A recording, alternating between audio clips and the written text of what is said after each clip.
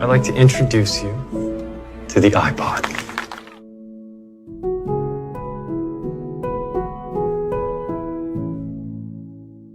Film ini berjudul Jobs. Yap, ini adalah film kisah nyata dari seorang tokoh revolusioner bernama Steve Jobs. Mungkin banyak dari kita yang seumur hidup cuman pakai Android aja dan belum pernah beli iPhone sama sekali. Tapi sesuka-sukanya kita sama Android, pasti kalau ditanya bagusan mana Android sama iOS, pasti kita semua bakalan jawab iOS ya teman-teman. Bisa dibilang pakai iPhone yang RAM-nya cuma 2GB aja, lancarnya sama kayak Android RAM 4GB ya guys. Hal-hal kecil kayak gitu aja kadang ngebuat saya mikir kok bisa beda banget. Dan sewaktu saya habis nonton film Jobs ini, barulah saya tahu bahwa ada sesuatu yang spesial di dalam Apple. Oke, langsung aja kita mulai filmnya. Di awal film diceritakan bahwa Steve Jobs adalah anak kuliahan yang mendapat beasiswa karena kepintarannya. Dia bisa dibilang cukup terkenal di mata para dosen karena kejeniusannya. Tapi sayangnya, Steve Jobs ini adalah anak yang suka banget kebebasan dan gak mau diatur nih guys.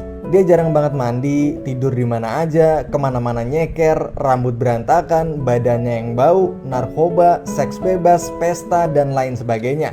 Dan sampailah di saat dimana dia pergi sama temennya yang bernama Daniel ke India. Nah di India itu dia tujuannya cuma mau nyari jati diri aja nih guys. Karena dia ngerasa hidupnya nggak punya tujuan. Dia selalu ngerasa kosong dan dia juga selalu nangis kalau inget dulu waktu dia bayi, dia dibuang sama orang tua kandungnya sendiri. Dan dia pun sekarang diasuh oleh orang tua angkatnya. Di India ini dia hanya ingin bertemu dengan seorang biksu buat nuntun dia nyari kedamaian. Si biksu itu pun bilang bahwa kesederhanaan akan melepaskan kita dari dunia yang rumit. Dan Steve pun terus-menerus memikirkan perkataan dari biksu itu. Singkat cerita, Steve pun pulang dan setelah pulang itu dia pun berhenti menggunakan narkoba, dia pun berhenti kuliah, lalu bekerja di sebuah perusahaan pembuat game. Nah di perusahaan itu Steve memegang sebuah project game nih teman-teman. Tapi teknisinya nggak bisa ngikutin apa yang Steve mau. Steve maunya game yang berwarna, tapi teknisinya kekeh sama hitam putih aja. Steve pun kesal karena nggak ada seorang pun yang ngerti apa maunya dia. Nggak ada yang paham sama kreativitas di otaknya si Steve. Dan kepala kantor pun datang, lalu bilang ke Steve bahwa semua orang yang pernah kerja sama Steve pada ngeluh semua nih guys. Karena permintaan si Steve ini yang selalu aneh-aneh. Akhirnya si Steve pun bilang ke kepala kantor itu bahwa dia mau sebuah project game baru dan dia bakal ngerjain sendiri project itu dan dia berjanji bakalan bikin sebuah game terbaik sepanjang sejarah yang pernah perusahaan itu buat. Akhirnya Steve pun menghubungi sahabatnya yang bernama Woz untuk membantunya membuat game itu.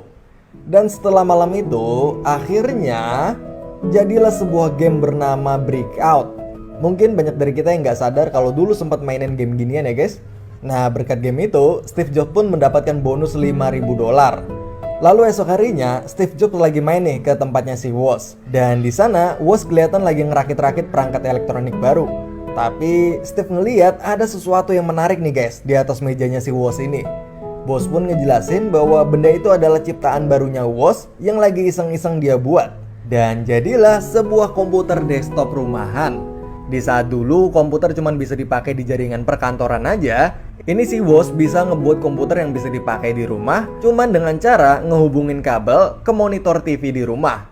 Steve pun lalu kagum dengan komputer ciptaan dari si Woz itu dan kemudian ngajak si Woz untuk mencoba mencari investor atau pemodal untuk membuat proyek komputer desktop rumahannya itu. Awalnya si Woz ini nggak mau ikut nih guys, karena dia awalnya cuman iseng doang dan nggak ada niat buat diseriusin. Tapi Steve terus ngeyakinin dia dan akhirnya si Woz pun mau ikut.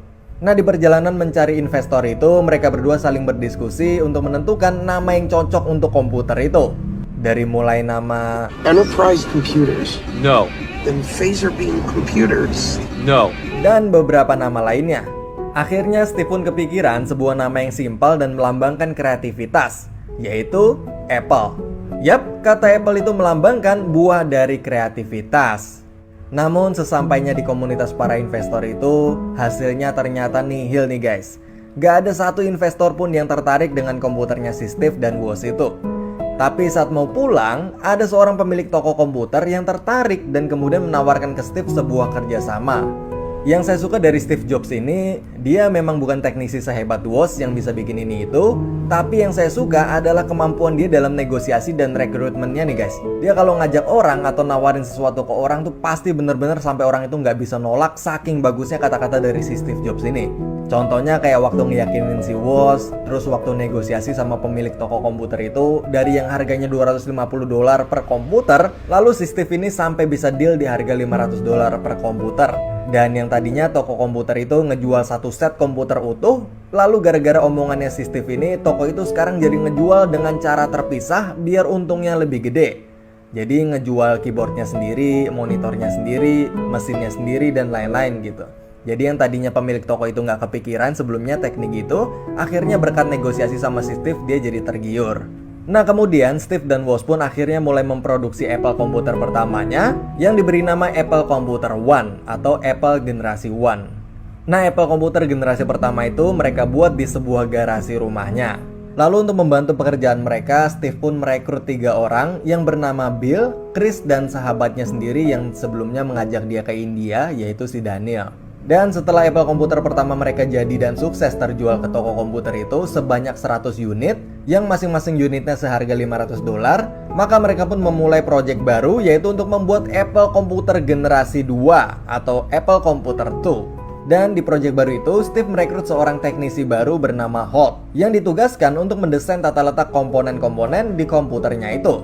Di sini saya baru tahu nih guys, ternyata dulu kipas angin komputer itu semua posisinya ada di luar dan kipasnya itu suaranya berisik banget. Dan Apple Computer 2 itu bisa dibilang sebagai pelopor desain baru komputer dengan kipas pendingin di dalam casing komputernya. Dan kipas itu nyaris tanpa suara. Jadi yang dulunya suara mesin komputer pada berisik semua, maka Apple berhasil menciptakan komputer yang nyaris tanpa suara. Nah setelah Apple Computer 2 itu jadi, maka Steve Jobs pun mulai menghubungi semua calon investor yang ada di listnya untuk mengembangkan Apple Computer 2-nya itu. Namun, semua panggilan telepon dari Steve ditolak nih guys. Tidak ada satu investor pun yang mau. Karena mungkin di waktu itu bisa dibilang bisnis komputer rumahan masih kurang populer dibandingkan dengan komputer perkantoran. Dan karena semua telepon dari Steve itu ditolak, dan saat Steve sedang stres itu pun, tiba-tiba datanglah seorang calon investor bernama Mike. Mike itu sampai repot-repot datang karena dapat kabar dari salah seorang relasinya bahwa ada sebuah komputer baru bernama Apple yang katanya akan digadang-gadang jadi komputer revolusioner. Tapi pas si Mike itu ngelihat lokasinya itu, dia pun kaget karena pas ngelihat ternyata bukan gedung atau kantor, tapi cuman sebuah garasi rumah biasa. Awalnya si Mike itu pesimis, tapi karena si Steve ini jago banget cara ngomongnya, dan akhirnya si Mike pun tergiur dan setuju untuk invest sebesar $300.000 untuk Apple Computer 2 itu nih guys. Singkat cerita, Apple Computer 2 itu benar-benar sukses dan meledak di pasaran. Dan boom! Apple kini sudah berubah menjadi sebuah perusahaan besar dengan gedung, kantor, dan sistem yang sangat profesional. Nah, semenjak di sini Apple berubah menjadi perusahaan terbuka nih guys. Yang artinya Apple ini menjadi perusahaan milik bersama atau terbuka, yang artinya bergantung pada kepemilikan saham. Nah, walaupun si Steve Jobs ini tetap CEO-nya dan pemegang saham terbesar, tapi di dalam perusahaan Apple itu juga terdapat yang namanya anggota dewan. Nah, anggota dewan itulah yang akan mewakili para pemegang saham dan akan selalu mengawasi setiap gerak-gerik Steve. Dan ketua dari anggota dewan itu bernama Arthur. Nah, di sini Steve dan Arthur ini akan sering banget nih guys terlibat percecokan. Oke, singkat cerita, saat sukses itu pun Steve pun berubah nih guys. Dari sifat, sikap, dan lain sebagainya. Dia udah gak punya waktu lagi buat sekedar nyapa temennya sendiri, yaitu si Woz, Bill, Chris, Daniel, dan Holt yang di awal ngerintis Apple bareng-bareng sama dia. Steve bahkan gak memberikan hak saham Apple sepeser pun untuk Bill, Daniel, dan Chris, serta menganggap bahwa sekarang Apple udah punya banyak teknisi lain yang lebih hebat dari mereka semua. Steve pun juga kalau lagi marah, sekarang jadi gampang banget buat mecat karyawannya. Sampai puncaknya, saat pacarnya Steve mengaku hamil dan mengandung anaknya Steve, maka Steve pun gak percaya dan gak mau bertanggung jawab sama sekali, dan justru malah mengusir pacarnya itu. Dia gak mau ngakuin kalau itu adalah anaknya. Mungkin di sini Steve masih trauma karena dulu dia juga gak diakuin sebagai anak sama orang tua kandungnya. Tapi tanpa sadar, si Steve ini justru malah ngelakuin hal yang sama ke anak kandungnya sendiri.